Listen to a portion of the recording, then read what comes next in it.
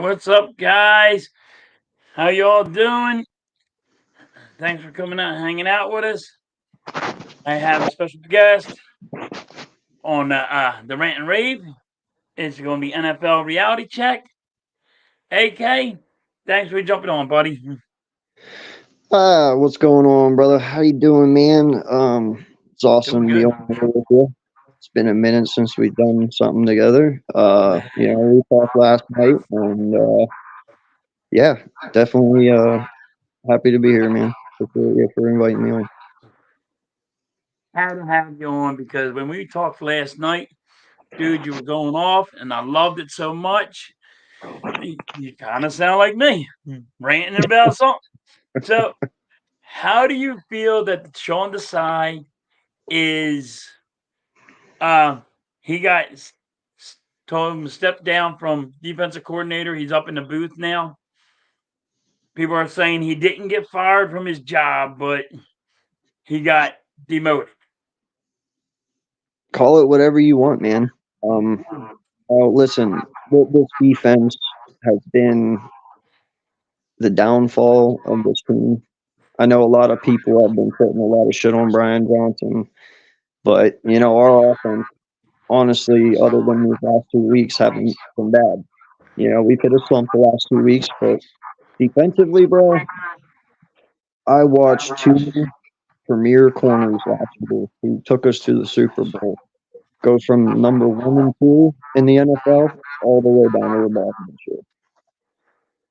You don't make that drastic of a fall in 1 year. That has to do with coaching. That has to do with scheme. That has to do with preparation, all that shit. It also has to do with some of the players that we lost in the off season, but it also has to do with inexperience at the coaching position. I put a lot of this downfall over the last 2 weeks more on the side than I do everyone else. My opinion, like I said it all year long about Sean Desai. The bend but don't break defense I can deal with, but the blitzing I can't. Like if you can't take that chess piece away, and I call it a chess piece because that's what it is. Like if you're gonna let the you know a quarterback always stand up and he's going to be clean the whole entire time, and you're not getting to him, you gotta put somehow, some way you gotta get to him, and you gotta get to him a lot. You can't just you gotta get him off rhythm, and Sean Desai wasn't doing No, man, listen, we had 73 sacks last year with rushing 4 people. that. Yep, We had 5+ dudes with over 10 sacks. yep, Unheard never of. been done before either. Unheard of. It probably won't even be done in my lifetime Yes, anymore. I'm just saying that is completely fucking unheard of. We don't have that pressure this year. Therefore, our corners are having to hold coverage longer, which makes their job harder, which is why our passing game is getting completely destroyed right now. These guys are only meant to hold coverage for 3, 4, 5 seconds, long enough for your line to get to the quarterback and to sack him. When your line is not getting to the quarterback because they can't produce enough pressure, your corners fail. And we're starting to see that. yeah, and now you can't blame Sean Desai for missed tackles. You know what I No. mean? And I don't care what he called. I don't care the play that he called. If your linebackers cannot tackle, then what the hell are we doing here? Like you can't blame him for every little thing. You got to actually. You're a professional. You know how to tackle. You did it in college. You should tackle. I don't blame Desai for lack of effort. I don't blame him for, like you said, missed tackles. I don't blame him for a player not being where they're supposed to if something gets messed up. I blame him for not making adjustments, whether that be at the first half, second half, halftime, third. It just always seems like that this defense is, like you said, a bend don't break. And I'm really not for that. like I told you last, I bet you 90% of the Eagle fans right now are missing Jim Schwartz. And how much shit we gave that man. You Yeah. know, we sat here and we threw that dude under the bus so much. Oh, we hate the wide nine, that man coverage shit. It's bullshit, blah, blah, blah. Did the same thing to fucking Gannon. Fucking, we hate this shit, blah, blah, blah. Two defensive coordinators who were fucking dominant. Whether you choose to like them or not, they were fucking dominant. You had one guy who was third in the NFL in all time in sacks just last year. And then you had the one of the best coverage defenses under Jim Schwartz. Yeah. And the pressure he could get with just his front four. Him and Gannon almost played exactly the same way, which was truly amazing. Like, look at Jim Schwartz now. He's with the Cleveland Browns, and they almost got the best. I think they got the best defense in the NFL right now. They You know do. what I mean? I Yeah, never want to no, get rid. I don't. I never want to get rid of Jim Schwartz. I don't care if he wanted to do the Y9, freaking 10-9. I don't care what he wants to call it. Let him go. He was getting to the quarterback. He was at. They were always dirty. So, but if you're not going to get to your quarterback, that's where I had to draw the line. well, and the other thing that I like about Schwartz too, man, is if you messed up, he let you fucking hear it. He did Right, not got in take your face. bullshit. You know, you ran his system and you ran it the right way. If you didn't, he stopped the play. He yelled at your ass and made you run it till you got it right. Right. You know, there's listen, man. I told you last night. I'm starting to feel that we as Eagle fans are the reason that we are starting to lose good people. You know, I told you last night. If I was Jonathan Gannon, I would have lost that Super Bowl for us too. Yep. As much as this fan base put that man down last year, as much as y'all ran your motherfucking mouths about a dude that you know nothing about, that you just see on TV, and he had one of the best defenses in NFL history, and you chased him out of the building and said he sucked. He couldn't do his job right. He wasn't this. He wasn't that. Where's the blitzes? Where's this? Where's that? Motherfucker, I would have lost the Super Bowl for y'all too. The way you put me down, I would have walked in there and been like, hey, he already knew he was getting his Arizona job before the Super Bowl. Remember? We even got a pick for that. We got a pick for He already knew he had his job. So he didn't need to win the fucking Super Bowl to get his job. So if you're going to be mean to me all year long, yeah, I'm just going to throw up the middle finger to you too and just fucking let you take the L and I'm moving on because I don't have to come back to Philly. I don't have to see any of y'all anymore. You know what I mean? Like, Oh I yeah. would have done the same motherfucking thing, bro. As rude as this fan base is to the people that we supposedly cherish and love, y'all are some of the most arrogant, disrespectful motherfuckers I've ever seen in my life. And like I told you, I said it happened years ago. It still happens to the day. They pick everything apart. We had Buddy Ryan. Got rid of Buddy Ryan. Went and got Rich Kotite. Rich Kotite let the friggin' greatest friggin' defensive tackle leave. Just walk. Reggie White. We had Reggie White. All you had to do is sign him to a contract. No. Nope. Reggie White said, I'm out. I don't want to play for friggin', you know, a guy like this. We First don't. off, didn't Rich only have 2 wins the year he got fired? Yes. Okay, first off, I'm pretty sure Nick is at 10-3. Yes. 10 Don't and 3. ever fucking put, Rich don't ever Kotite. put, yeah, don't ever put Rich and Nick in the same fucking conversation. That is probably the most disrespectful shit I've ever fucking heard. And Yeah. once again, you know, dude, we we chased out coordinators who were the first people to fucking win us a goddamn Super Bowl. Yeah. The How only people to win us a Super Bowl, and we fucking chased them out. Yeah, the year, well, the next year they like you're gone. Like, dude, it took me 50 years to watch this goddamn team win a Super Bowl, and the guy that wins you the Super Bowl, you're already getting rid of him. That dude normally gets a 5-year extension. He got fired. Like, how is that even possible? Bro, it's not my fault, and it's not Doug Peterson's fault that Carson Wentz sucked and he Right. mentally broke down. That's not his fault. Now, granted, I don't like the way he handled the end of the year with Jalen Hurts, but that wasn't good, big enough for me to fire him either.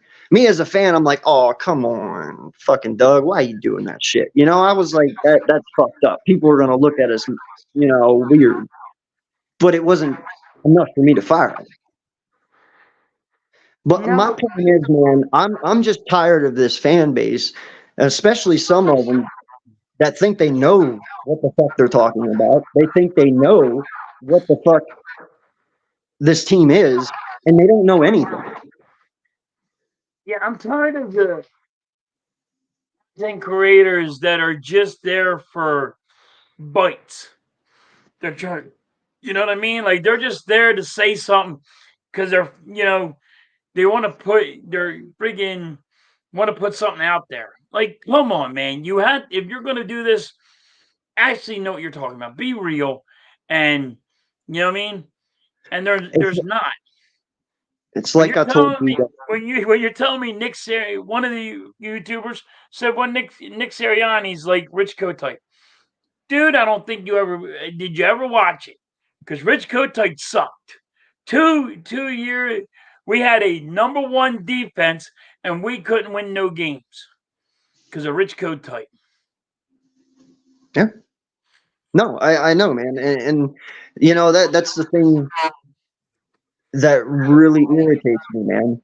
Is this fan base? We pride ourselves on winning. We pride ourselves on being great. You know, we sit there and talk so much shit. Well,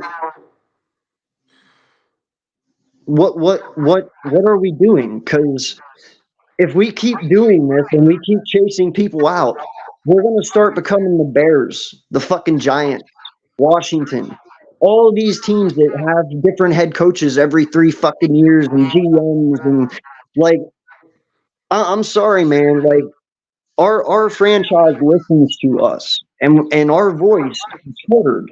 A lot of people's voices are heard in all franchises. Right. Because Like huh? this is where their money is. They listen to their fan base, some of them, because hey, this is how I make my money. I make billion. I'll make $1 billion off this. You know what I mean? So give them what they want and they're happy. Yeah, I mean, hell, the Steelers listened to the Steeler fan base and fired Matt Canada 2 weeks after they started chanting "fire him." Like, listen, man. All I'm saying is that we are the people that give these people their money. We are the people that make this shit stay here year after year. Their $18 billion they get, that's us. Because we all watch it and finance it and buy shit and do everything. It's us. So therefore, stop chasing people out of a building who's actually fucking good. I'm sorry. The dude's only lost 14 games in 3 years. 14 games in three. That's not even a full fucking season. Like, He's I just don't understand the idiocracy of some people, man, and how they just like to put people down. Like, first off, anyone out here doing what we're doing needs to shut the fuck up because you're back here doing this is the reason they're doing that because they actually know what the fuck they're doing. They actually go and do this shit for a living. Y'all just sit behind a computer and run your mouths. It means nothing. they just I don't understand it. This fan base is fucking crazy right now. 3 losses. When did we become a fan base that can't lose football games? I swear to God, if we lost 2 games, everyone would be like, we suck. Like I told you the other day. Fucking, I think somebody came out with a video like 3 days ago. after Nick had his presser. He's like, after what Nick said, our season's over. How the fuck can you say that when we only have 3 losses? How can you say our season is fucking over with only 3 losses? That is probably the most stupidest, idiotic thing I've ever fucking heard anyone say on YouTube. And I know some real stupid motherfuckers on here. Yeah, it's crazy. Like when you're saying Slay is garbage. To let y'all know, Slay's not being used right. And that's the problem. That's one of the problems I have with Sean Desai. But he's not being used right. You have to. He's a guy that likes to press the wide receiver, and Bradbury likes to press the wide receiver. And if Sean Desai's going to sit here, and players are going to make plays, and say, "Here, let's try this play," or "Let's try this play," because he's not confident in himself, that I don't know what to say. I don't know if Brian Johnson's that way, but now everything wants to be leaked out. Well, how come it wasn't leaked out before he was let go? Like before he was sent up to the booth. Yeah, no, I know. And listen, man, I agree with you on that. Listen, both Bradbury and Slay are press corners. That is what they do. Okay, first off, Slay is a balanced corner, I would say. He can do man and he can do zone very well, both of them. Okay, Bradbury, he is more of a man corner than he is a zone. He can play zone, but it's not his strength. Now But you said his strength is pressing. Darius Slay's strength is pressing. When they can get their hands on receivers at the line and slow them down, they win. That is what they do. You saw him play press coverage in Detroit a lot. Okay? He played press coverage over here when he first got here. And now he's playing 10 yards off the ball. It's real easy to fucking get 5 yards a pass when you're playing 10 yards off the ball because it's just a 5 yard fucking slant every goddamn time. Let these boys get into press zone coverage. You can continue playing zone, just press. Just play press zone. It's not fucking hard. It's not rocket science. Put pressure at the line, stop the line, and let them back up. They're fast enough. They can get back to their zone. It's not hard, but at least let them get their hands on these receivers to slow them down. If you do not slow them down, the next 2 games are going to be their next 4. And last night you came up with a good one, AK, and dude, it was great. When you said that, how come we're not following, how come we don't have Slay or following like somebody's number one wide receiver? Oh yeah. No, dude, I would totally play cover 3 zone man, and literally what that is I would take Slay, and I would man him up. He's the only person playing man. I would man him up on the number 1 wide receiver, and he would shadow him all game. If he's right, left, slot, no matter what. Everyone else plays zone. It's actually called a cover 3 lock. And your middle linebacker plays a spy. Now there is some games you won't have to play the spy, but there is some that you do have to. And what I'm saying is if you play a cover 3 lock, you have your best corner locked up on their best route runner and best receiver, and everybody else plays zone. That way, it kind of fucks everything up, honestly, because you're like, he's playing man, but these guys, I'm just saying, it throws shit off. It works. It's fun.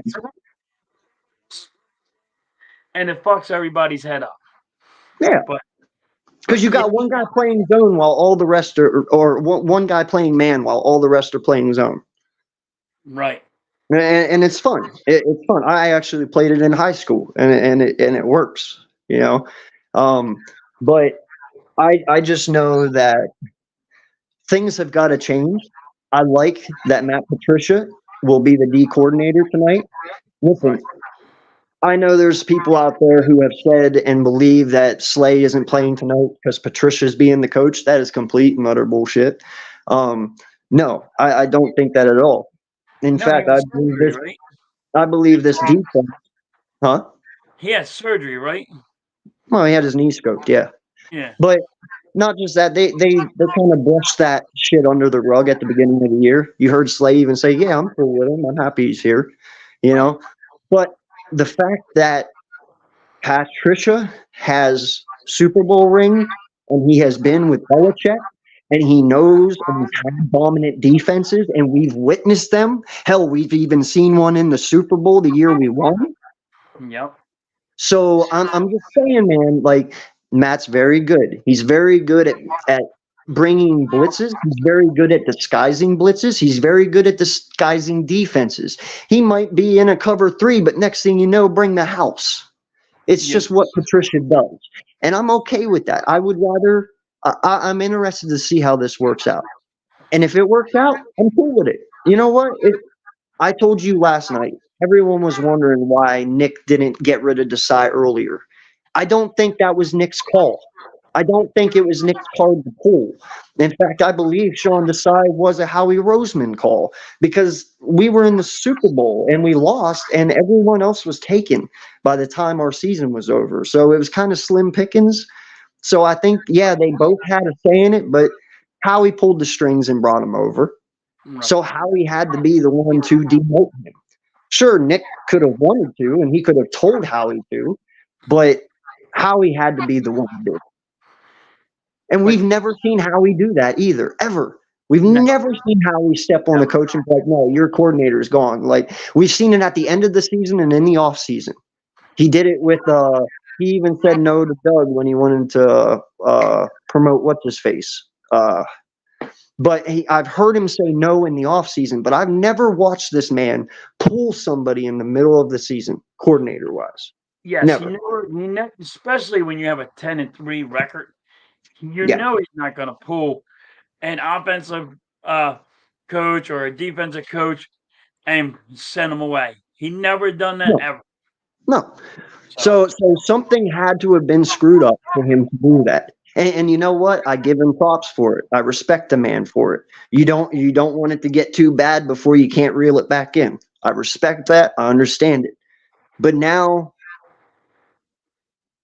it's about tonight. yes, like I said, like fix the car before it was broken. You know what I mean? You hear something wrong with the car, you don't just keep on driving and saying, "Oh, it's going to get better itself." You'll get it fixed because then it's going to get worse. And Yeah. that's what Harry Roseman did, I think.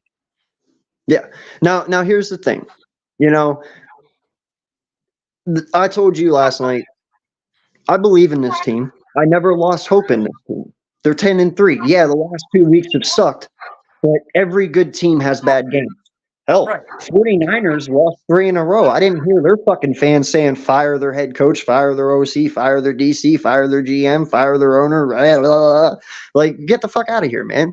I didn't see fucking Kansas City going crazy, flying off the handle, fire, Pat, fire fucking Andy Reid and the OC and the D. Bro, teams lose. It happens. Hell, Dallas lost last night.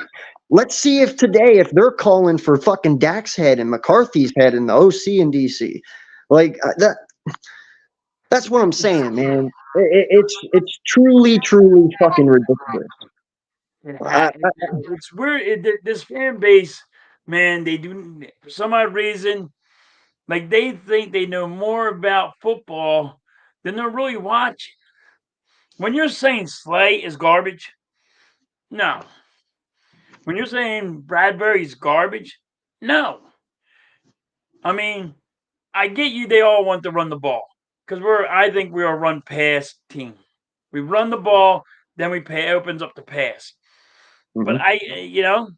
but dude, we gotta just fix it, and fans have to calm the hell down. Yeah, no, listen, first off, I told you last night too, man. It is really hard as an offense to get going when you sat on the fucking sidelines for 10 minutes each time because your defense can't get off the field. A lot of times whenever things are clicking, especially the first 10 weeks that we were winning, if you guys didn't realize, we got off the field on third downs and gave our team back the football, and they came right back out and drove down the field and scored. Do you know why? Because we didn't give them time to cool off. They were still hot. They were still, their adrenaline was going. When you have guys sitting on the sideline for 10 fucking minutes watching their defense get destroyed time and time and time and time again, yeah, your offense never really can get going. And then when you're also down like that to begin with, it's really hard to stick to the game plan you came into the game with. Because even if he wanted to run the ball, if you're already down by 10 in the first fucking quarter, guess what? Running the ball is out the fucking window now. Right. You know what I'm saying? So it's really fucking hard to do the things that these guys want to do because our defense wasn't holding up and doing their end of the bargain. I And it's mean, really hard for an offense to start and keep hot whenever they're never on the fucking field. And that's what's been happening the last 2 weeks. And also fumbling the fucking football. Holy yeah, shit. Nick Sirianni, you sit there. How many times are you going to blow smoke up my asshole? You sit there and you preach fundamentals, fundamentals, fundamentals, fundamentals on every goddamn fucking interview. But guess what? Where's the fucking fundamentals, dog? I got my best wide receiver fumbling. I got my other best wide receiver fumbling. I got my best halfback fumbling. And I got my fucking quarterback fumbling. What the fuck is that shit? Where's the fundamentals? Where's the fundamentals? Why are you jumping off sides on third down to give them first downs? Where's those fucking fundamentals, dog? That's what I'm trying to tell you. There's a lot going on into why we suck. We suck collectively as a fucking unit. It is not on one guy and it is not on another guy. If I pulled every motherfucker off this team who made a mistake, we would never have a fucking team. exactly. Like we were number one in stopping the run, and these past couple of weeks, we've been getting ran over like we fucking have the worst defense in the league. And you got to fix that. Yeah. No, and that's exactly what I'm saying, man. So tonight, Dallas lost last week or yesterday. Yeah, Pretty they got fucking bad to a team that we beat. Yeah, it was an overtime, but the point is we fucking beat them. That's the point. Y'all lost 23-6, but all I heard for the last 2 weeks was how this team is born, how this team has done this and that. What did I tell you halftime last week during the Sunday morning show? Watch San Francisco and Dallas lose, and all of this is all for nothing. Well, San Francisco didn't lose, but Dallas sure as fuck did. And if we win today, guess what? We have sole leadership of first seed again. Yep. And we have sole leadership of fucking the NFC East. So all of it was for null and void anyway. And that's what it's going to be anyway. So what are we talking about here? Where did the panic come from? Just because you lose 3 games doesn't mean you're not going to win. Just because you lose 3 games doesn't mean you're not winning the East. What the fuck, man? Did you not forget that Dallas fucks up in December? Did you not forget that the Giants don't have a fucking quarterback and the fucking Washington Commanders are still trying to figure out their next move? Like, no one stands in our way in our division. It really don't. I mean, fucking Dallas has to play Miami next week. Miami just smoked the shit out of their opponent yesterday. Waddle went the fuck off. Hill went the fuck off.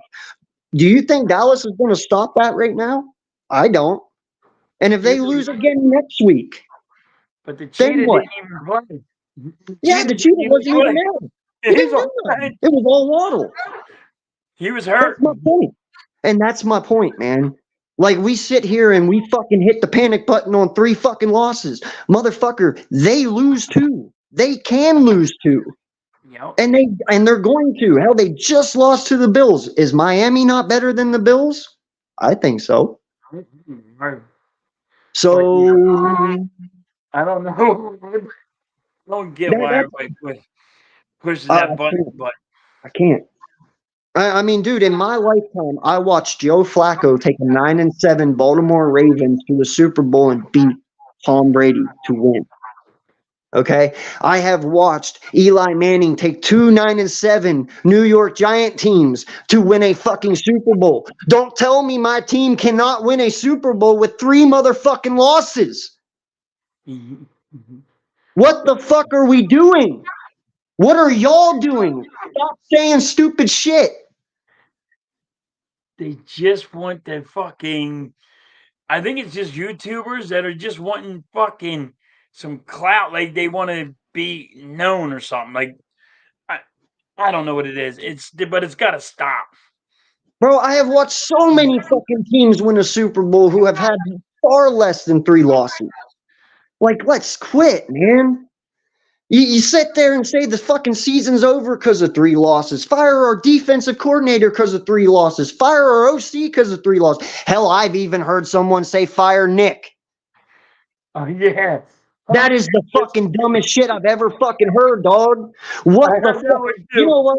I'm just going to clarify us, no names. We might as well just tear down Philadelphia Stadium and just become the fucking Steagles again, you know? Because this is fucking crazy, dog. Like, where are we going? What do they want? Do they think they're not gonna lose a game? I don't care if we lose. I care the way we lose, but you know, if we don't show up, if we can't score a touchdown in a game, you have to not look at just the offensive coordinator, defensive coordinator, and goddamn the head coach. You have to look at the players too. Yeah, I mean, goddamn, you got to put the players involved. But God, they call the plays. The players have to execute it. yep. Now, granted, some of the plays are shitty. We will give you that, 100%. You know, some of our plays are questionable and head scratching and fucked up. But they're winning somehow. You we're, know, we're, we still sneak away. We're sneaking away with wins. my But my again, my whole thing is, man, is we only got one Super Bowl. We've right. only started winning since 2000. Okay, so anyone who thinks that they think they know or assume that they know truly know nothing. Hell, I don't even know everything. I just go by what I know and how I feel, and because I know the game and I pay attention to it, and I fucking study it, and I have 3 fucking games going at one time every goddamn Sunday, and I watch every fucking player from every team. I mean, people wonder, and halftime you've asked me all the time, how do you know? Because I fucking do this shit for a living, dog. I don't fucking have to work. I sit here all day long and I study football from the time I fucking wake up till the time I go to bed. I have seen our coaches. I have seen bad coaches coach this team. I have seen good coaches coach this team. Everyone in this franchise should know what a bad coach is and a good coach is because we've had both of them. And if I you see. sit here for 1 second and think that Nick Sirianni or any of these people are bad coaches, you're fucking crazy. I You're see. not. I, You I can't see win from the 10 worst. games halftime. You can't win 10 games if you are a shitty fucking coach. No, no, you can't win 10 games with and say you got a shitty coach. No, it doesn't work that way. Your coach is doing right, and when you call him Rich Kotite, dude, I am losing total respect for you. If When you that's the call case, freaking Nick Sean, hey, Sirianni Rich Kotite, if that's the case halftime, Staley would still have a fucking job. you ain't fucking lying, dude. Like, Because as far as I'm concerned, the Chargers have a really good fucking team and they should be around 9, 10 wins themselves. But yet they only have 4. because their coach And they sucked. have all the talent in the world over there, but they have a shitty fucking coach. Well, now they don't. They have no coach, but you know what I'm saying. They were Well, shit yeah, because of their coach. they Our were team is because really of the coach, good, and everybody was like, finally they got rid of the coach. They wanted to right? get rid of the coach last year in the playoffs when they lost. Yeah, it's Now, sad they waited till him. It's sad they waited for him to hang up 60 points to fire him. Like they should have done that long ago. But that's my point, though. You have a very good team with a shitty coach, and everyone knew it was a shitty fucking coach that was holding that team back. Okay, now you have a really good team and supposedly shitty coaches, but we have 10 wins, huh? yep. No, you have good coaches. Now, you might not like your D coordinator. Hell, I don't even like him. All right. I think he sucks. I think he's the issue. I don't think Brian is. I don't think Nick is. I don't think Howie is. Hell, I don't even really think many of the players are. I think Sean Desai is the fucking problem. And once the problem's fixed, you'll see us get back to that 10-win team that we were. But that will be proven tonight if that is the case, because, like we said, Matt's on the sideline tonight, not Sean. And here So if comes the that is the big case, But my whole point is, you know what? This whole fan base just freaked out for no fucking reason. Right. I would rather, you know what? Who cares? We lost to the Niners. First off, do you not know the Niners were holding that load all off season and up until that fucking game? They wanted that game. They wanted to beat us for last year. All that Yeah. momentum was all because of last year. Guess what? They have it. They got it. Congratulations. But guess what, motherfuckers? That wasn't the one that fucking mattered. I don't care about that win. They can have that regular season win. Hell, Dallas can have that win. This team is going to stomp a mud hole in them when it matters most. And that's what I fucking care about. I don't give a shit if this team goes 12-4 in the regular season. They win when it matters most. You ain't going to hear a fucking word out of me. You're going to hear me call for heads when they don't fucking win. But why sit here and do it now when you don't even know what the outcome is yet? You don't know what this team's going to do. You don't know if they're going to go to the Super Bowl. You don't know if they're a first round exit. But until then, shut the fuck up and let the people do their job. And we had the same we had the same wins as we had last year. But nobody was saying fire anybody when we were 10-3. Just Gannon. Just Gannon. It's always the Just Gannon. defensive coordinator Just for some Gannon. reason. It's always the D coordinator for some reason. Always. I think now, and maybe this is what it is. I'm just gonna guess. Or is it because you don't see like a Brian Dawkins, the big hitting, the chip on their shoulder, where they're in their face saying, "Get," that's me. I have that mentality. Like I want them to regret every fucking yard that they get. I want you to smack them in the mouth every time. But Can't do that, bro. We'll have flags every fucking down, man. Can't do that no more. There'll yeah, be you can't do penalties every time. My thing is, man, I'm with you. I'm 100% with you. I want a team that is deadly and won't take no shit. But you know what? I don't need you asked the question, and so I'm going to answer. You say, what is it? What do we want? I Yeah. don't fucking know what we want, dog, because half of this fan base don't know what the fuck they want. I don't know whether I should give you a blitzing DC or a fucking zone or a man or a fucking. I don't know. Like no one knows. This fan base doesn't even know how to wipe their ass. It seems like half the time. I'm confused. Do you want coaches who can win, or do you want coaches like the Giants? Do you want coaches like Kansas City, or do you want coaches like the Giants? I have no fucking idea what we're doing. I have no idea what this fan base wants. All I want is another Lombardi and this team to keep winning. That is all I want. They can lose. It's okay to fucking lose. In fact, them losing these last two games might have been an eye opener and light a fire under their ass to send them all the way to the fucking Super Bowl. But you guys sitting here saying, oh, this team sucks and blah, blah, blah. And they're hearing it. I wonder if they're really going to try to get us to a fucking Super Bowl now, considering that you just called our two best corners on this team complete trash cans. Do you think they're going to want to take you to a Super Bowl and win and go in a parade to hear you root for them? Fuck no. I wouldn't. I would put my middle finger up to that city and be like, fuck y'all then. Have fun sitting at home while you watch everybody else in the playoffs. I'll go somewhere where they do want me. Like, that's what I'm saying, man. People need to understand their voice, their actions have repercussions. Even though we are fans and we're on here talking shit, these people see that shit. And then that shit gets to them. And me as a human, even though they're celebrities and they're millionaires and they make so much money, they're still fucking human. And guess what? If I heard you talk about me the way you talk about them, I wouldn't even fucking be here. In fact, I'd be like, bro, I ain't even dressing. I'm not getting out on that field for these fucking people. Like, I'm telling you, bro, very fucking disrespectful, man. Very disrespectful.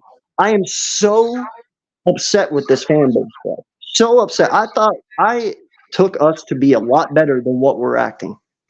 And I took us you to said it be last night. You said it last night about Andy Reid. Like Everybody said he Yes, was washed up. chase that motherfucker out the goddamn building. Oh, that fat white old dude can't fucking coach a game no more. He ain't got it. He ain't got this. He ain't got that. He doesn't know what he's doing. Motherfucker went on the KC to win another 100 games and 3 Super Bowls. Or sorry, 2. My bad. Oh, And wait, he's is it and 2? he's make the playoffs again, and he ain't got a wide receiver that can catch a fucking football. Yeah, but He y'all got really. guys that came from Walmart on the field, and they can't even catch a football. Yeah, so this fan base chased Andy Reid out of town. Yep. Smart decision. Yeah. Now Chip Kelly, that was a smart one. We all got that one right. We can pat Yeah. ourselves on the back for that one. But we chased Doug out of town. Yep. We chased the guy that for 50 years have been chasing for a Super Bowl. He actually gets you one, and Chase him out. you don't give him the extension that he was asking for.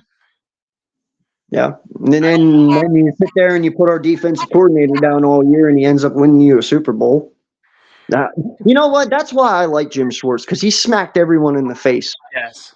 And I like that. That's why I respect him more than Gannon. If Gannon would have won that Super Bowl last year, I would have been like, bro, I'm glad you did it, because you just proved everyone wrong in Philly that you could. But because he lost it, now half of those people feel they were right. And it's like, no, I'm pretty sure he lost it intentionally, because hell, me as a coach, I'd fucking do it too. If you're calling for my head all year and I literally only had 2 losses, 2, Yes. I'd be like, fuck these guys. Dude, your actions have repercussions.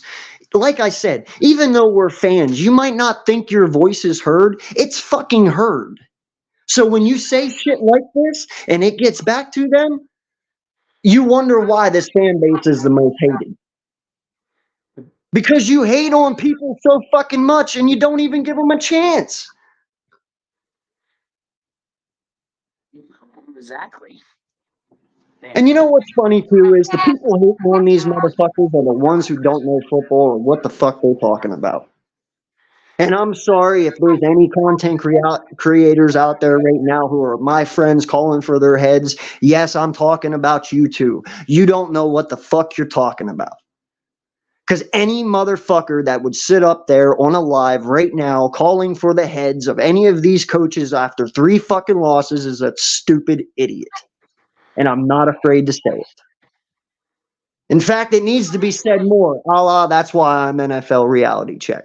And I'd say this for any fucking team, not just my own. No.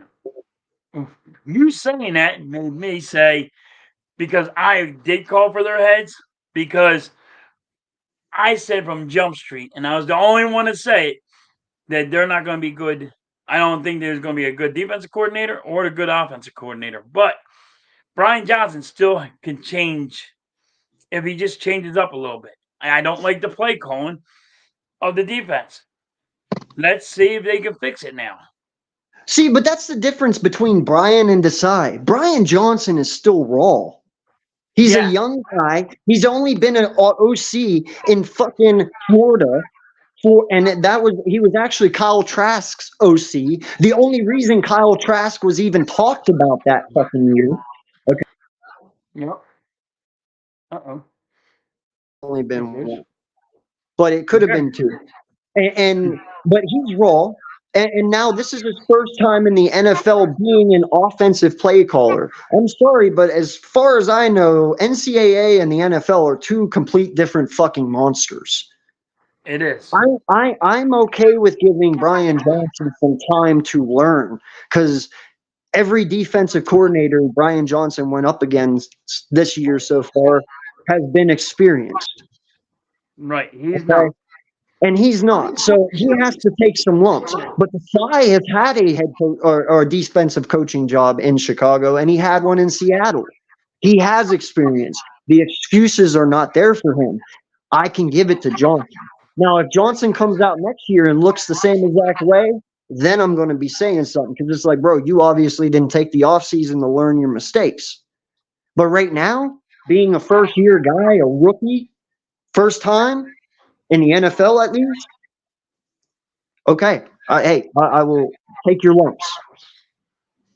Desai has no leg to stand on though. He has experience. He has experience, and if you're not gonna put your guys in the right position, that's that is my beef on Sean Desai. You're not gonna put your guys in the right position, but you know where he has to be. You don't even know where the players should be. You know what I mean? Yeah. And when the players are helping you call plays, that's a problem to me. You know, Yeah. I'm telling you now, if our offense leaks out that we had to help Brian Johnson, that help him with the play calling, wouldn't you want him gone? Did you say players? Yes. Players were helping Sean Desai make plays Yeah. and call plays. Only If Brian for now. Johnson, Listen. Hold on. Now you asked me the Brian Johnson thing. right? The only reason that I will say okay to a point with Brian is because some of these players have played in this league that is on our offense for a while. A few of our linemen have been here for 14 years. Yeah, So them giving him tips as a rookie OC to me only betters him and gets him to learn faster. So I'm okay with the offense giving Brian Johnson tips on certain things because it is a learning process for him. But not calling plays. Like you want to give the guy tips on, hey, whenever we line up, the block is going to come this way instead of this way, right. or you want to give him certain things on how to set things up that you see as a player. That's what you're supposed to do. They're supposed to call plays and set it up so it matches your ability to get the best out of you. And that's where the communication comes in. That's why players and coaches talk all the time because they should tell the coaches what they're seeing out on the field because the coaches can't see what the players see and the players can't see what the coaches see because they're two different views. One's on the sideline, one's in the game. You got to communicate. So I'm okay with that. But as for calling fucking plays, why do we have a defensive coordinator then? Just send my defense out there and let them fucking play and let's see what happens. You know what I mean? Like, no, that's dumb as shit. Is Yeah, Hurts playing tonight? I hope. I don't know. I haven't heard nothing yet. I hope he is. I don't know if Jalen Hurts is playing tonight. He's questionable. It is a game time decision. But hey, there's a lot of players that played with the flu that had their best game. Yeah, Jalen Hurts. Jalen Hurts, Brett 6 weeks Favre. ago, I think it was. Well, 6 weeks ago, didn't Jalen play sick? And he had one of his best games of the year. Yeah, I think he had 300 and 98 yards and 3 touchdowns. that's what it was, 98. I thought it was Yeah, 378, but yeah, whatever. Either or, but still, yeah, 378, 98, and 3 tutties. Dude, that's yeah. the best he's Three played all touchdowns. year, and Yep. he was sick. Yeah. So that's great. So don't just because he's got the flu, don't think he can't play. He can play. They say he's most Well, likely going to play. I'm going to tell you this right now. If that kid plays tonight and he comes out and does the same shit and gets 398 and like 3 touchdowns, I'm going to request that we have flu shots back in the back and we inject this kid and get him sick every Sunday to play this fucking game. You know what I mean? Like, it's a conspiracy now, dude. Flew him up and put him out there. You're getting the flu, damn it! You're going to get the flu. I got to give it to you. Yeah. So I mean, don't hold this out like it's over for Jalen Hurts because he's sick and he has the flu. He's not going to play. He's going to play. I I have hope. a feeling he's going to play. Listen, man, Jalen, he rubs me as one of those guys. Unless his intestines are falling out of his body, he will be out there on Sunday. Unless he's puking up his heart and lungs, he'll be out there on Sunday. You know what I mean? Like, it's going to take like a Mack truck to stop that kid. So, we'll see. Now, I had a question for you Hmm. about tonight's game. Yeah. Now, we had a conversation on Sunday morning, and you said that you got to watch the game to find out if you got trust in them again. Listen, I haven't lost my trust, but they have to prove themselves again. Okay, I still believe in this team. I still believe that they are very capable of doing what we all think that they are capable of. But you have to prove it now. You've had 2 weeks, and one loss was fine. I understand that. Two losses, especially the Dallas one, and only putting up 6 points, that rubbed me wrong. Really That rubbed did. me wrong. But like I said, every good team has bad games. Even the Niners lost three in a row, and now look at them. So yeah, I just really feel like all bad. Everybody's bad games came at the beginning of the year. You saw the 49ers having their slump. There's been a couple other teams Detroit went through a slump in the mid. Green Bay started at the beginning. We're just hitting ours right at the end of our season, and it sucks. But you got to realize too, man, we played 3 games in 15 days. And in those 3 games, they were powerhouse fucking games. Kansas City, Buffalo, Dallas, 49ers. 4 back-to-back fucking games, but 3 of them in 15 days. Did you ever just not think that our team is just fucking tired? We just Try tired. playing 60-minute football games, 3 of them in 15 days. You wouldn't assume that just some of these guys are just flat out fucking tired, considering the fact they lost the Super Bowl, they had no off season, and they jumped right back in the football. Like all these other teams had 3-4 months off. Our team didn't. These guys have literally been playing football for 360 days straight. Honestly. And if you That's look at it, ridiculous, man. They're worn out. Give them. They just need to get through these last 4 games, get the first round bye, and get that break, and we will be fine, man. This team has just been put through the ringer here these last half of the month. in the middle, even analysts have said in the middle is the Eagles' hardest schedule. Yeah. And they had us predicting we were going to lose 5. We lost 3. Shit, dude. Out of our last 4, Don't, people don't had get us me wrong, losing we lost 2. 1 to the Jets, and I'm still pissed off from that one. Hey, yeah, but that's the thing though. Halftime, fucking shit. What did you just say? I lost it. I said we had the 5. We Oh yeah, in the middle of it, the analysts said we were going to lose 5 yeah, games, and dude. we only lost 3. I had friends of mine that are on here, like Adam. Me and Adam talk damn near every day. Everyone knows that. Adam looked at me and said, "Bro, you're going to win 2 of your next 4, at least." I said, "Bro, we're going to win all 4. If not, we're dropping 1, maybe 1." I was right. We weren't dropping 2. We weren't dropping 3, and we ain't dropping 5. We dropped 1. I was not worried about Buffalo. I wasn't worried about Kansas City. Kansas City is not the beast they were last year. They have Kansas 3 City can't Nelson get the football. Bro, they have 3 Nelson Aguilars on their fucking team. Yep. Okay? Like, they're not going anywhere. All right? I wasn't worried about Buffalo. Buffalo has the Madden curse. And secondly, if McDermott better get fired at the end of this year. Terrible, terrible job over there in Buffalo. But they're not even really that much of a threat to me. They weren't even whenever, people asked me about them. I wasn't really worried about San Francisco either, but like I said, blah blah blah. And Dallas, listen, that's an NFC game, man. That is an NFC East game. I don't care if Dallas came in with 0 wins. You know that they were going to give us a hell. They were gonna. They were gonna Yep. give us hell. The Giants are going to give us hell these next 2 games we play them, and they only got 4 wins. But they're going to play their asses off because we're the Eagles and it's our division, and that's how we play one another. Doesn't mean you suck. No, they circle our name and saying this is the team that we must beat. Yeah.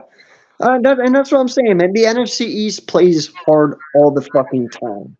Okay, I don't take away losses in NFC East games. I've seen the Giants literally beat a really good fucking team in this division. We'll say they beat Dallas one year when they only had like 2 wins, dude, and Dallas was at like 10. You know, we do that. Hell, us as Eagles, we have beaten the Giants with little fucking wins when you guys have been doing good. You know, it's just how we play one another, man. These games are tough. They're grimy. That's why we're on Christmas Day. You know, like NFC East games are legendary for hard hits and rough play. That is what we do, man. And I'm okay with it. But I don't walk away from these games even thinking though too that the season's over because that's how we play, man. You know, look, they played and they stomped the mud hole in us, and then they go out and slam a fucking 3 point or 6 points down last night. Man, they really wanted to beat us. They really did. And that's why they did. But they don't want to beat them. They didn't care about them. They thought they could just walk in and they were better, so they just walk out with a W. Well, they didn't. They got a mud hole stomped on them. Buffalo beat the shit out of them. Yeah, they were upset. Dallas was upset last night. Yeah, and they So, should be. But and you I said, don't see any of them falling you for did anyone. you did say watch Dallas lose, and this is all for nothing. Yep. And I was like, damn, this dude's gonna be right again. This is Bro, why. it hurt me. It hurt me yesterday to pick Tampa. And oh man, by the way, Tampa won. Yep, Tampa won. I picked Tampa. I'm like, I don't know. I got Tampa on this one, but I didn't want to pick Tampa. But I'm like, Yeah, I wanted Green Bay in that one. I was praying I was wrong, but I wasn't. I'm right. No, I was wrong on the Dallas one. I chose Dallas to win. Probably shouldn't have done that. Maybe, hey, maybe that's why they lost. Maybe me choosing them made them lose. I'll have to think of that one. I don't know. I chose the Giants to win. Yeah, I chose the Giants to win, and they lost. Yeah. Almighty, don't sit here and say we're going to lose. Get your own team together first, boy. Oh, come on, Almighty. Shit. Get your own team together, man. So, what do you need to see tonight from the Eagles? Aggressiveness, man. Aggression. Just show me meanness. Show me that these last 2 weeks weren't a fucking fluke. Come out here with some fire behind your ears and pin it back and fucking flog the log, bro. Like, don't hold anything back. I want to see you pressure in the backfield every fucking play. I want to see my corner. I want to see all these corners, whoever it may be. I'm pretty sure Bradbury's going to be one, but whoever it is, bro, lock these bitches down. Show me you're mad. Show me you want it. Show me what you haven't shown me the last 2 weeks that you showed me the first 10 weeks. You know, that's what I want to see. I just want to see this team get back to putting 28 points back up on the board and holding teams to 17. That is what I want, man. Just show me you can get through a whole football game without a problem. I need to see some tackling. Not And blaming the listen, coaches. I need tackling. I need to see not fucking fumbling on the fucking 10 yard on their 10 yard line and saying, "Up, we just called up the ball again. Up, we yep, called up the ball again. Up, we called up," and they're your number one guys. Like, come on. yep. Well, and that's the thing too, man. I told you yesterday, this is not a guaranteed win. This team is fucking No. nasty. All right. Yeah, they don't have their quarterback, but they got 3 dominant wide receivers and DK, Lockett, and Jackson Smith. All right. They have 2 stellar halfbacks. They have a good O line. They're not great, but they're good. And they got a good defensive line. They got 2 stellar corners. They have good safeties. They have Bobby Wagner back at linebacker. Fucking, I'm telling you, dog, this is a game you can fucking lose and easy. If this offense of the Seattle Seahawks torches my corners, it is fucking over, bro. I don't know who's going to stop DK. I don't know who the fuck's going to stop Lockett, and I don't know who the fuck's going to stop Jackson Smith-Njigba. Now I know I'm not worried about our run game that much as yet. We'll see after tonight, but I'm not worried. Just show me intensity, man. Just show me the will to win, the drive to. Dude, just show Show me me a what you haven't showed the last 2 weeks. That's all I can say, man. show me a little bit of blitzing where the freaking quarterback ain't fucking just standing up there picking us apart like fucking, he's picking a goddamn tomato. You know what I mean? Yeah, Like, just put pressure on these wide receivers. You have to play press coverage. You can still play zone, just press. yes. I mean, my And God. hopefully that goes a long way. It really does. But I got the Eagles on this one. And like I think they're gonna play with a chip on their shoulder. I think they've been hearing all this negativity right now. And the Eagles players are like, all right, we're not playing like we should be. We actually need to get our head out of our ass and let's go dominate this one. And like you said, it's going to be a hard one. We haven't beat Seattle in Seattle for what, 12 years? It's been since '08. We have not won in Seattle since 2008. Even longer. Yeah. So, I mean, we don't win in Seattle. We it's the air. People blame the air, but some people blame the 12th man. But this is where you got to get your head out your ass. It's time to dominate. It's time to get the wake up call. Time for us to run the fucking ball with our number one running back and not some fumbling lying shithead. No, I agree with you, man. Run the fucking ball. Okay. Lately, we've been a pass team instead of a run team. Not sure where that's coming from, but whatever. All I'm saying is that when you run the ball, you force their safeties to come down to stack the box and put 8 men in it to stop the run. And whenever they do that, you take the ball and you throw it over their fucking heads. It's not rocket science. It's not hard. It's very simple, actually. Okay? That's what you do. When you sit there and you throw the ball 40 times a game and only run 6, what do you think they're doing? Oh, we're playing cover 3, cover 4 all fucking game and not sending anyone because guess what?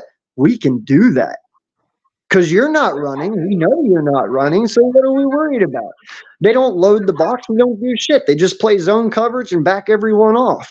So you run the ball, force them to bring them down. When they bring them down, you go over top. It's very easy. If you can't figure it out, just go play Madden. It will really, really instruct you on how everything fucking works. It's not hard. Okay? Like, show a little bit of creativity in this shit. Show me some fucking end around. Show me some fucking movement. Stop just lining up and hiking the ball. Give me some fucking trick plays. Like, holy fuck. I don't know, man. Stop being so vanilla. Get your heads out your asses. If you gotta turn to Madden, turn to him. I don't give a fuck. Just do something. Use Julio Jones. Like we have them, but we don't use them. We use Yeah. them on that little. We use it on that little stupid ass toss, and it's like, okay, it's 3rd and 9. Let's just throw it to Julio Jones. That's over here, right with me, and I'm gonna throw it to him. He's gonna go get the 9 yards. No, stop doing that stupid shit. Go out for a 9-yard pass, fucking turn, and boom, I'm gonna hit you. Go Yeah. past the fucking first yard line. We don't do that. Why do we always got to throw it short and let our wide receivers fight for the extra yards? Why can't we just go past the first down marker and throw it? Everybody else does it. No. Suspended the rest of the season. Why? For the hit? Dude, they gotta stop. They got to stop. Really? Bro, okay, listen, we talked about this yesterday. And Pittsburgh fan, my wife's a Pittsburgh fan. This one pissed me off. I watched this game yesterday. I hope you're mad about it too. It's really hard to stop progress when you're flying in the air and your feet aren't even on the ground. That hit, that was just bad timing. That wasn't intentional. And in fact, I'm going to sit here and tell you, I don't think any of these bad hits are intentional. He's not You know, Superman. He can't do you fly know up how in the air many? and say, "Oh, wait from me." Do you know, bro? Do you know how many times I have watched games and I've seen the defender go in low and the fucking ball carrier lowers his head even lower and he gets a flag for helmet to helmet? Like, Yeah, bro, stop. It's not the defender's fault that he went lower. You can't. You got to stop calling flags on stupid shit.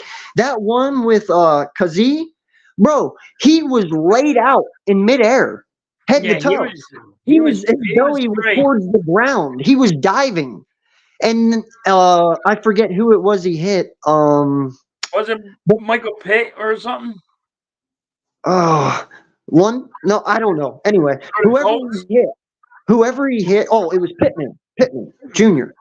Yeah, Pittman was in the air too. they're He both in the dove. air. They So they were went like both they in the collided like air. a fucking truck. I want to know how the NFL has a solution to stop motherfuckers from flying in the air. Stop forward progress. How?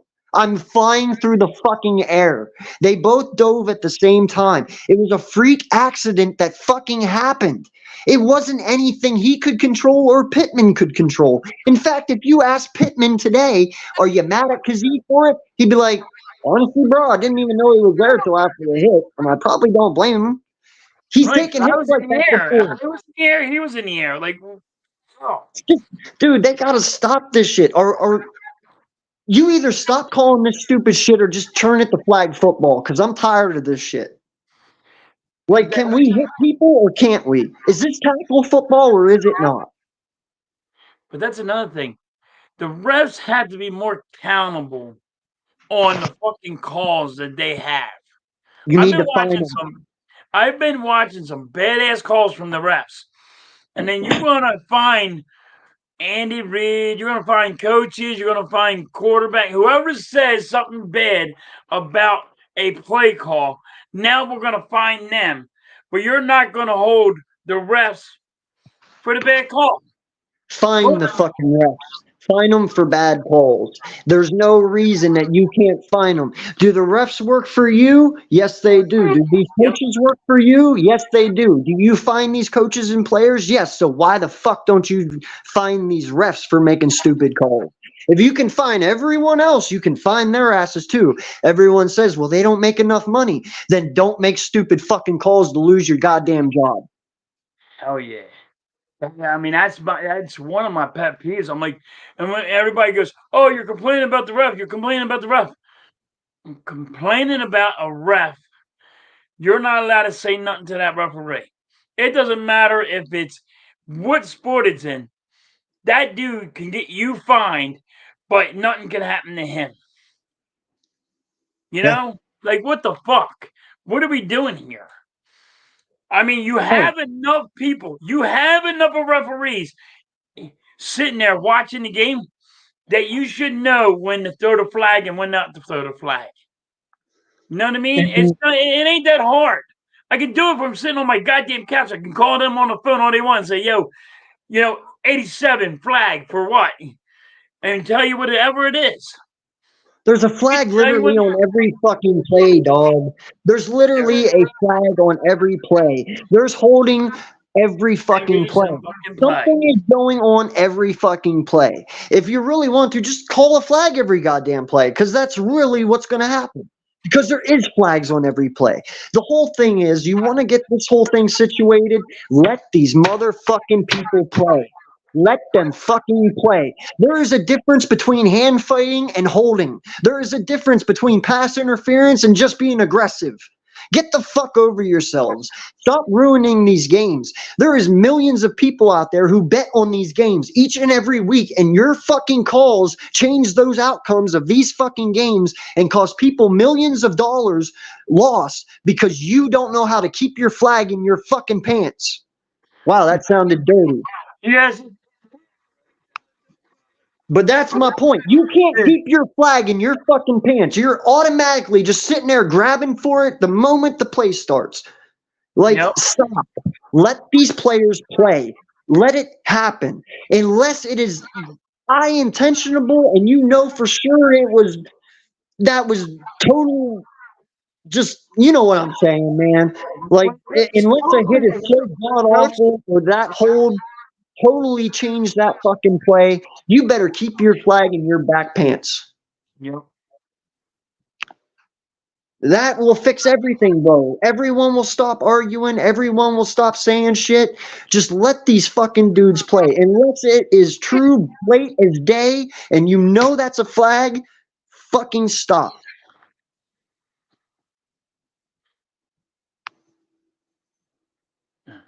Are you doing the game tonight?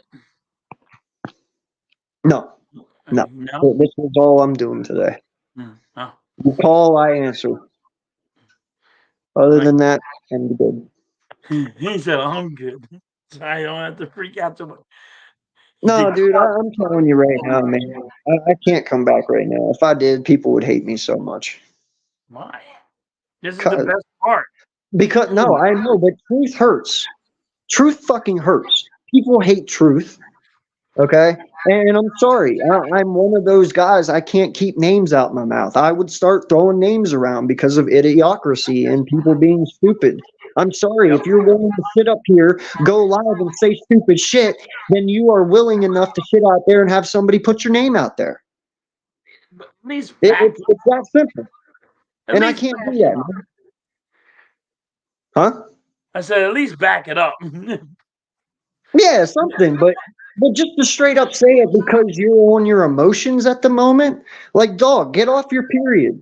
It's all good, you know. We're cool, you know. But everyone just sits there and makes content on emotion and doesn't think about shit.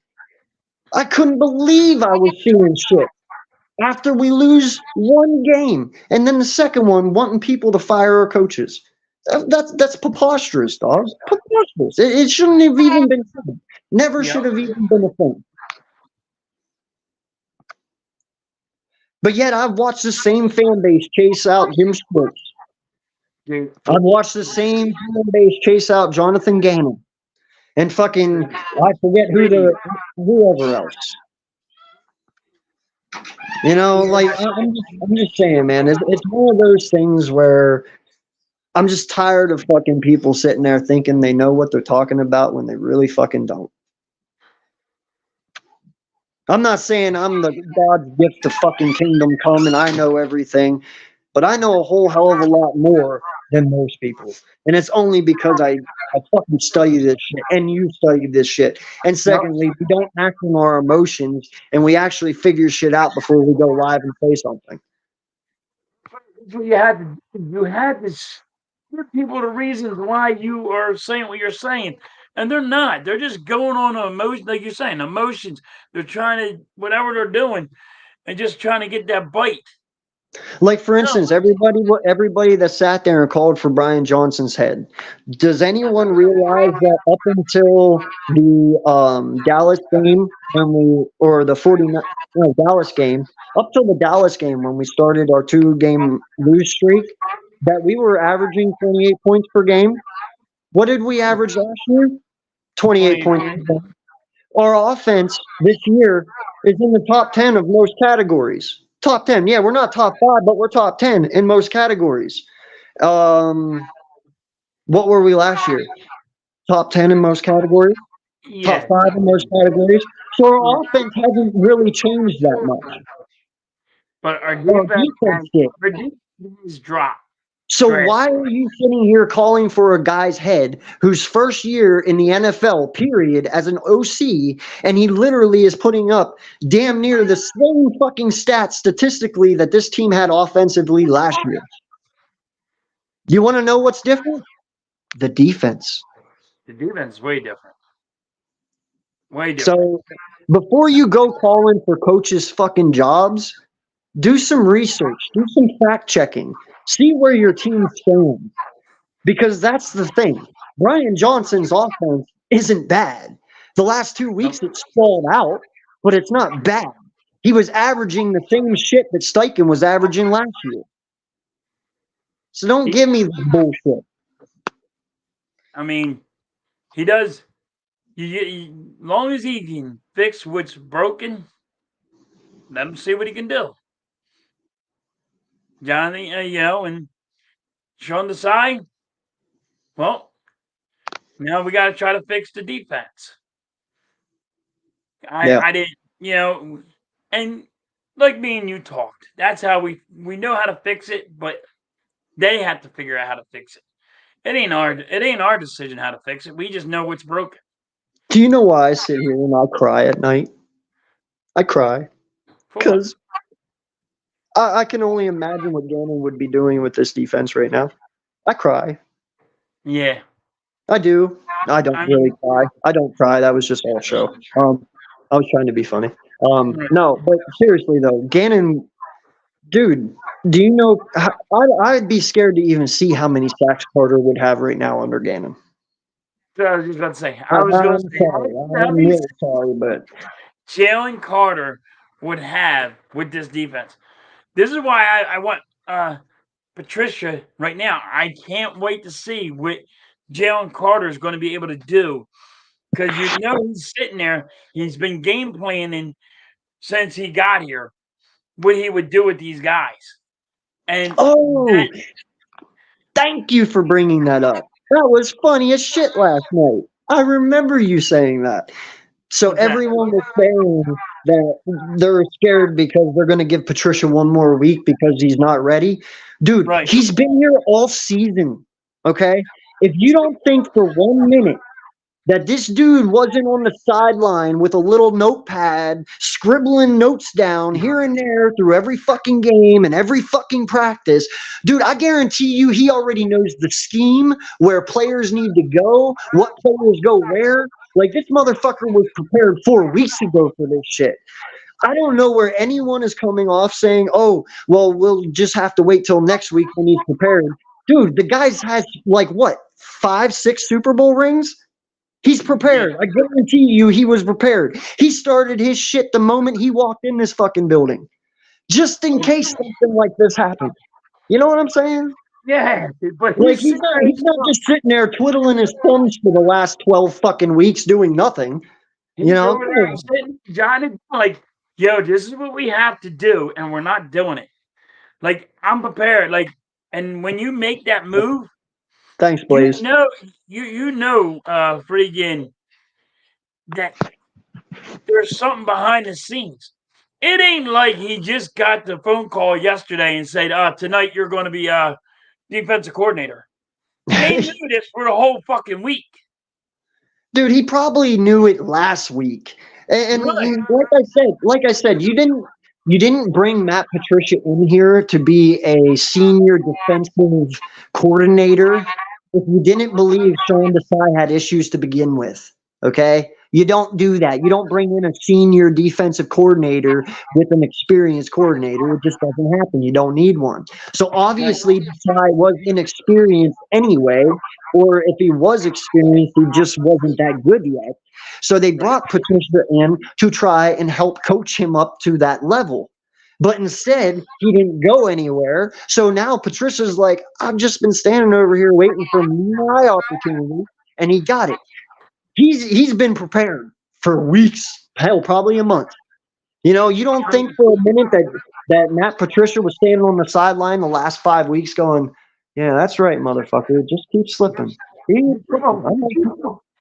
I got my coat on, my shoes on, and I'm ready to step right the fuck in your house as soon as you let the door open. You know what I mean? Matt Patricia could see the defense going downhill. He's a defensive coordinator. It's what he does. You know what I'm saying? Yep. Like, he's drooling at the mouth. Like, how come you got freaking BG here the whole entire time on the field when you have a guy that can get there faster, and you got him sitting on the bench? And I love this comment right here, Blaze. You know what? I know a lot of people, probably Eagle fans, are going to be like, wow, he's really about Matt Patricia. Look at him. No, here's the thing. I believe that there are coaches out there who make great coaches and Right. shitty coordinators. And then I believe there are shitty coordinators out there who make great coaches. If you can't coach, you teach. If you can't teach, you coach. You know what I'm saying? And Matt Patricia brings a he's not a great head coach, but he's a hell of a coordinator. He's a good To defensive coordinator. some people just aren't meant to be head coaches. They can't handle the stress of handling a whole team. Matt went from handling one side of the football to both sides, and I believe that's just too much stress for Matt and some other coaches out there. There is, I mean, Staley, same way. Staley is not a bad OC. He's just a bad head coach because he can't handle both sides of the football. And there's certain coaches like that. There's people who can do it and people who can't. And unfortunately, Matt Patricia is one of those guys who can't. He's a better coordinator than he is a head coach, and there's nothing wrong with that. A lot of things.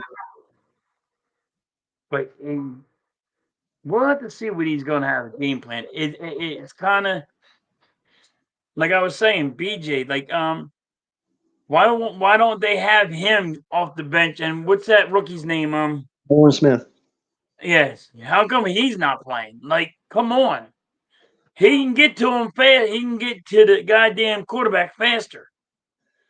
BG's been struggling, but you know what I mean? Here's the thing, and this is the way I look at that. One, you're not producing sacks anyway. You're not. So if you put Nolan Smith in over BG and put BG as rotation, Nolan Smith runs a 4-3. He runs a 4-3. A defensive end who runs a 4-3. Okay, that's as fast as AJ Brown. Hello. So even if he can't rush the quarterback, if they go to the outside, don't you think he can chase them down and keep them from going upfield? I do. I don't give two shits about sack numbers as long as he holds them where they're at. I told you, man, pressures mean more to me than sacks do. Right. You can only sack the quarterback 4 or 5 times a game, but you can pressure him 90% of the game. Pressures will throw a quarterback's arm off more than sacking him. Sacks are great, but sacks are cherries on cake. Right, but you got to I want to see pressure him. He hears defeat. He gets panicky. He wants to he can't sit in the pocket. He wants to hit. Now he has to run. And some quarterbacks cannot throw on the run. That's what you want to do. Yeah. Now, Blaze, I understand this one too. And listen, how many NFL players aren't repeat offenders? If you can honestly sit there and tell me one player who hasn't had more than one bad hit, I'll give it to you. Every defensive player has had a bad hit more than one. Bro, it's football. And I get it. He left his feet. So did the offensive player. So did their wide receiver. Because he was diving for an interception while their receiver was diving for the reception. Or wait, he was diving for an interception while the receiver was diving for a reception. And they collided at the ball. I don't put that on either player. That's just shitty fucking timing. That has nothing to do with one or the other. That has nothing to do. If you truly can sit there and think that Kazee left his feet intentionally meaning to meet him there to hit him and knock him like that, that's insane. He was playing the ball and they just met at the same time, and it was a shitty thing that fucking happened. And how nobody can see that is beyond me. I don't know how anyone can't see that. It was just a freak accident, just like fucking Hamlin last year when he fucking died on the field. Freak fucking accident. But you can't stop it though. When somebody's in the air and another guy's in the air, you're not going to stop it. What are you? They're not Superman. They can't just go to the ground. It's here. It is. I do. Whenever I stop. I have seen refs make bad calls on good hits. There has been many hits that everyone was like, that's helmet to helmet. And then right after the replay, no, it was actually a shoulder pad. It was a clean fucking hit. Yep, but it was a shoulder pad, but they're saying it was the helmet. Like, why? What do you mean you can't launch? Why can't you launch, please? Why? Okay, so I never want to see another wide receiver jump off his feet for a ball ever again. Ever. If a defender cannot launch for a ball, then neither can a fucking wide receiver. We have to make the playing field even. If defenders cannot launch to go after a ball just because they're afraid to hit a wide receiver, then a wide receiver may no longer leave his feet as well. The playing field has to be even. You can't have one guy who can jump and one guy who can't. That's fucked up. Wow. Yeah, but see, that's what I'm saying. You're saying launch. Launching is different. Launching is launching for a tackle. You can't leave your feet and crack into somebody. He was going for the ball. Different rule. You can launch and leave your feet as a defender to go after the ball. Because guess what? That wide receiver, unless he dove, Pittman, he wasn't catching that ball unless he dove. And guess what? Because he wasn't getting the interception unless he dove.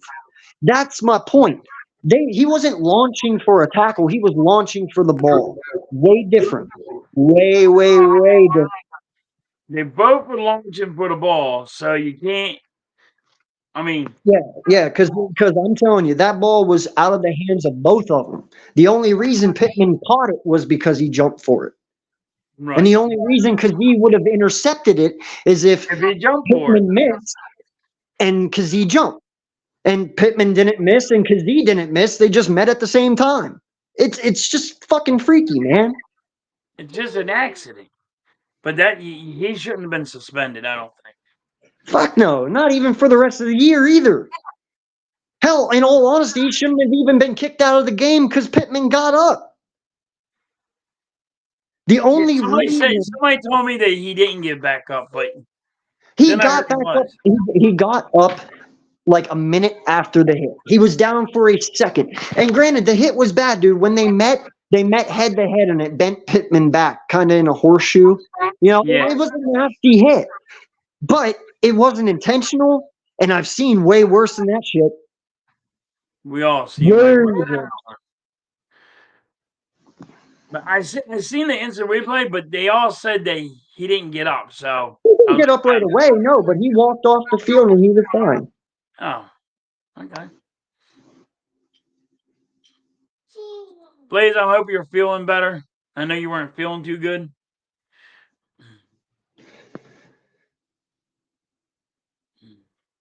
Leaving your feet and leading with your head, I agree with you. Yeah. Well, dude, to lead your feet, you got to lead with your head. I mean, unless we start chopping our heads off and putting them on our feet. Like, it's kind of, you know, like you can't have one without the other. You lead with your head the moment you jump. I don't know how to answer that one. Your head's on top of your body, so when you jump, your head's always first. You're always leading with your head, no matter what. I don't know how to fix it.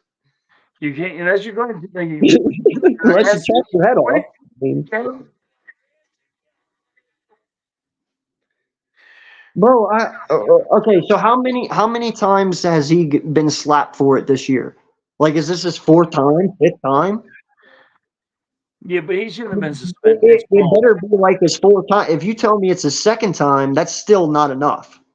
Like, you can't suspend Kazee when we had people out here like, oh shit, what's his face from fucking the Bengals, the defensive linebacker that always was injuring people. Fucking what's his face? Oh shit! Somebody in the chat, help me out. I know somebody knows. Oh shit! Him and AB used to go at it all the fucking time. Blaze, I know you know. Fuck. I forget, but yeah, dude was out here pulverizing people just 5 years ago. He never got suspended. Never. Yeah. Never. I mean, there was a lot of people that had a lot of bad hits and didn't get suspended. So that's just wrong. Like, you know what I mean? They're trying to make a point about something. I don't know. Perfect. You remember Burfict, right? Vontaze Burfict, the linebacker for the Bengals, the guy that was always out here doing stupid shit, injuring people. Yeah, he never got in trouble for it. He always got fined. He never got suspended, and he never fucking missed a year for it. Yeah. And he did way worse shit than anything I've seen all year so far. Ain't that the dude that used to go for the knees?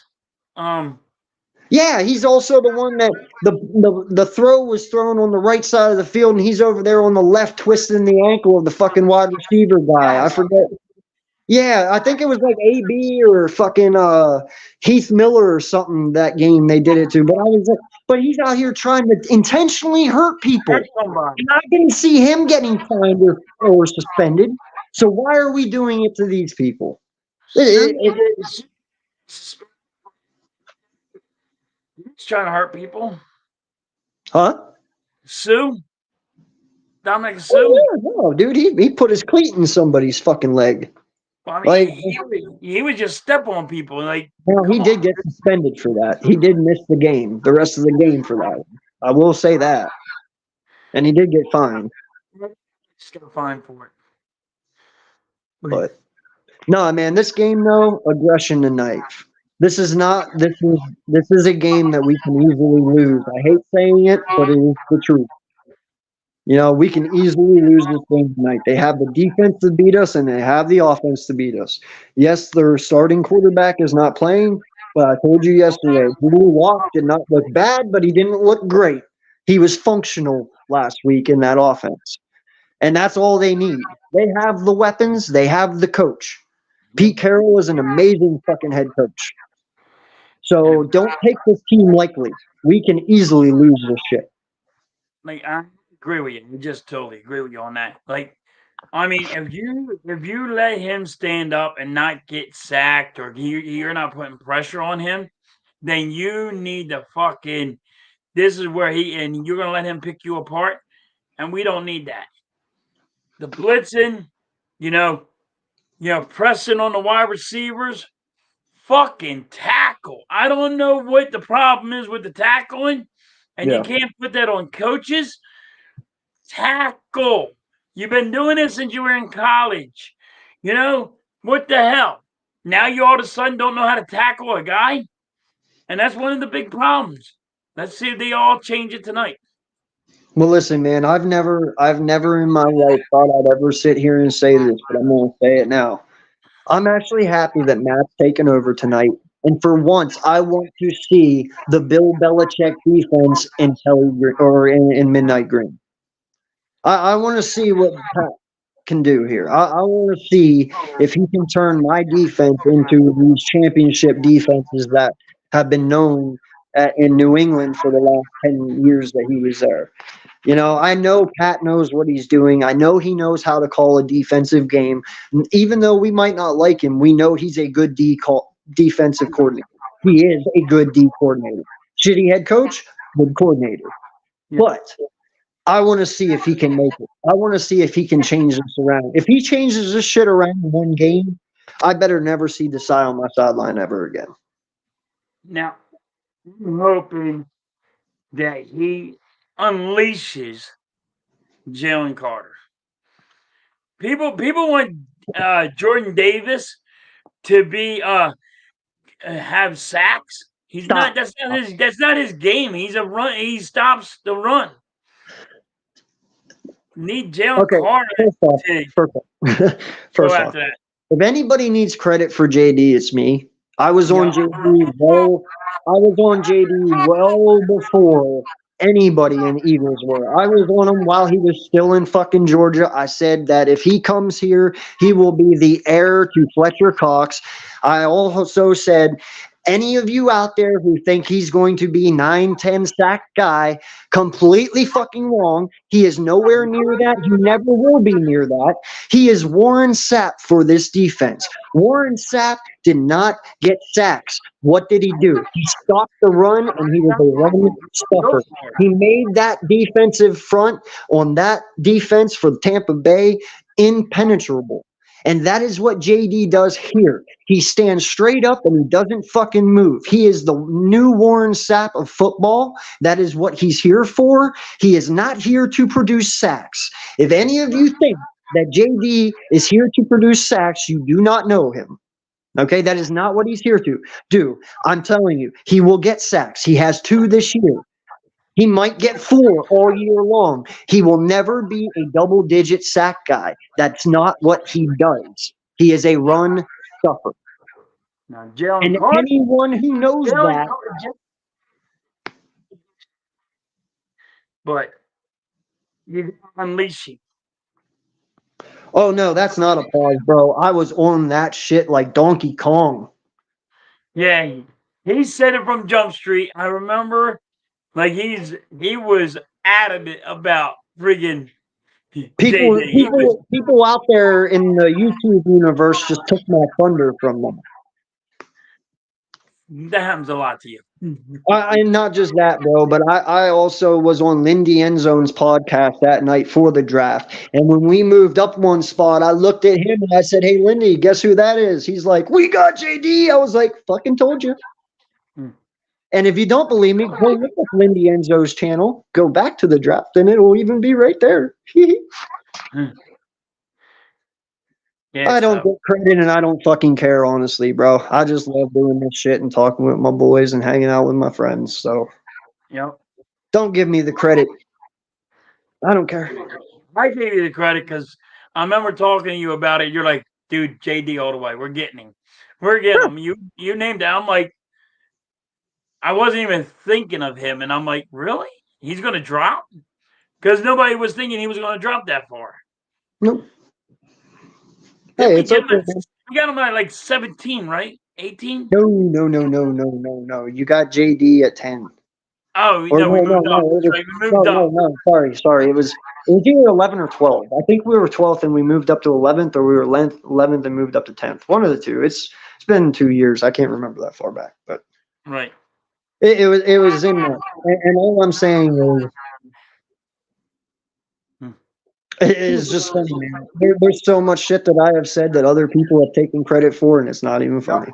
And it's okay; they can have it because you know what? That means people watch me, they listen to what I say, and they obviously can't think of it for themselves, so they steal my shit and you know get credit for it, and that's fine. Have it, because guess what? I'll always come up with new shit to get my credit. I'll always, bro. I promise you, next year I'll have something, and that shit'll get taken over. It's cool. I'm fine with it.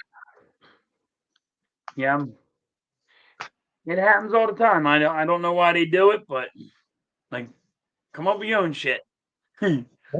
I mean, shit. I called Jordan Davis. I called Sam or Jordan Love. I called Sam Howell. I fucking called the Giants season this year. I called Tampa Bay. I called fucking Green Bay's whole entire season. How many more times do I got to be right before motherfuckers just start listening? You called Mike Evans. I called yes. If Well, Mike Evans could get a 1,000-yard season out of fucking Baker Mayfield. you Well, said you said he's a silent fucking number one. Now you don't know why he ain't getting his credit, but if he gets over 1,000 yards with Baker Mayfield, and everybody knows Baker Mayfield ain't that good, he goes. I'm like, wait a minute, I but I bro, always thought, this makes 11 straight seasons now. 11 straight. yes, Not 11 even straight, not even Randy Moss or Jerry Rice has fucking done that. and and now they want to get rid of him. How the hell you I'll want to take get him. rid of Mike Evans? I'll take him. Send him here. I'll take him. Go Send ahead. him here with Billy. I'll take Okay. him. I'll take him. Dude, he will be the best 50-50 baller you've ever seen on this fucking team. You Hell think, yeah. listen, I love A.J. Brown and his contested catches, but there is no contested catch with Mike Evans. None. None. Oh, he's money. He's Listen, spot on. I know people were going to give me shit. And halftime, what did I say? People were going to say shit about Sam Howell. I understand he got benched, but you know what? His franchise is also very fucking dysfunctional. And you know what? For what the kid had to work with the coach he had, now I respect the hell out of Ron, but Ron hasn't really been doing that great the last few years. But with the limited amount of support, weapons, and everything, the kid hasn't had a bad fucking season. He really hasn't. His O-line hasn't helped him much with the blocking.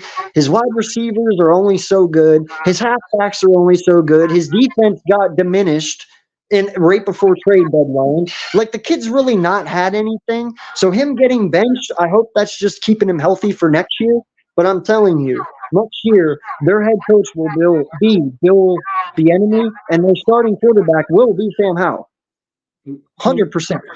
All Sam Howell needs couple of players. Like it's just he needs a couple of players to help and build around him, and that's all he needs. Sam Howell's going to be a good quarterback, Yeah, he's a but better version of Ryan Fitzpatrick. right. But Way I mean, better. He's what he is. He's a way better version than Ryan Fitzpatrick. The kid's got a great arm. Well, I told you he needs to work on this offseason. Sam Howell needs to work on reading defenses, his footwork, and his accuracy. If he can do those three things, Sam Howell will be just fine in this league. I mean, hell, he has better stats than damn near half of the fucking people in the NFL right now. He was just leading the NFL in yards passing 2 weeks ago. So, he'll be good in pieces. But the problem is the Commanders going to put the pieces around him?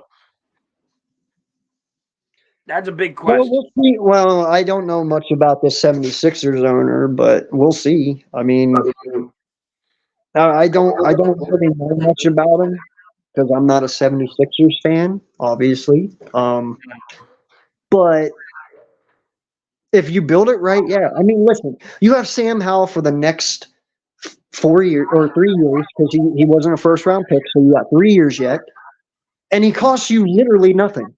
Nothing. I think he's like 700K, 800K. He was like a fourth, fifth round pick. And you can't blame them So for this year because you ain't got rid of your defense. You had so top so your top defense end. You got rid of. yeah. So take this off season, stick with Sam Howell, take that 800K cut, that little tiny divot that he has, and build him a fucking team. Do Right. what we did with Carson Wentz and see what you got. Do what we did with Jalen Hurts and see what you got. Do what the Green Bay Packers are doing with Jordan Love. See what you got. And yeah, I saw that down there, Blaze. And that's Love's problem too, man. That is all Love's problem too. Green Bay just lack of support weapon wise. Right. I would love to see Devontae Adams go back to Green Bay and help Love. That would be amazing if he would do that, but he probably won't. But he needs a new halfback because AJ Dillon and Aaron Jones are both up there now. They need to redo the halfback core. They have a good group of young wide receivers. Their defense is being rebuilt as we speak, and they look pretty decent. I It's think just a lack of talent there, man. That's all. And Jordan Love's first year. Green Bay needs help on offensive line. Yeah. Oh yeah, their O line They've sucks. hurt all year long. They've been crucially. They've been really hurt all year long. So you got to Yep. give up to Jordan Love. I Yep. mean, you really do because they've been hurt. Like fucking, didn't they lose their left tackle and their right tackle? Oh, To dude, the they haven't had Bakhtiari practically all season. I mean, they got him back a few weeks ago, but they haven't. They've been without Aaron Jones damn near all year because he can't stay on the field. They were without Christian Watson for the first 4 weeks. They had Jalen Reed and fucking Wicks catching balls. Who the fuck are they? They have a rookie fucking tight end and Musgrave. Like they're just young, man, and they're all learning one another and building chemistry. Next year, this offense is going to be dirty, dog, and they just think they need to build their. And I think, like you said, they need a run. They need running backs because they're getting older. and a veteran present in wide receiver room, definitely. Definitely, that always that changes a lot. If you would bring Devontae Adams back to Green Bay next year for Love, this team automatically is in the playoffs. I guarantee you. If you would bring in Mike Evans for Jordan Love next year, this team is in the playoffs. You bring in who's another guy? Oh, D Hop for Jordan Love next year. This team is in the playoffs. That's all I'm saying, dog. And not just that, but you know what? Who knows? Green Bay. Listen, I'm here. I have a lot of Green Bay Packer friends, Right. and a lot of Green Bay Packer friends are saying that Green Bay is already looking at Swift for when we let him go this offseason. And if Swift would end up going to Green Bay with Jordan Love, uh-oh. Yeah. So you He's better gonna. hope we don't get rid of him. You're gonna run me because I want to be ran. Yeah. Dude, they're Yeah, Josh Jacobs probably. I don't know. Well, there's a lot of people who will be on the move next year, halfback wise. You know what I mean? Josh Jacobs just signed an extension, right? Was it? No, I don't know if it was for a year or two. I'm not sure, but you know, Years. Saquon Barkley is a free agent this offseason. Yes, he's a Um, free agent this offseason. Swift is a free agent. I don't know them all, honestly. I haven't even got that far into the Swift is a offseason free talk. agent, Yeah. and Barkley's But my going to be a point is free they have options. So, they can easily rebuild very quickly. agent. Yep. They'll be fine. Well, hey, man, I'm going to let you go. I All got right. some other shit I got to do. Enjoy the rest of your rant and rave. And I hope the Eagles pull it off tonight, man. I'm not worried, but like I said, they got to prove it now. Yeah, I'm going to hear. Thanks for being in the chat, and we're going to get ready to watch the Eagles game. I got to get ready for that tonight, and we're all catch you guys on a rebound. We're Yes, out of sir. here. Appreciate you. Oh, and stream.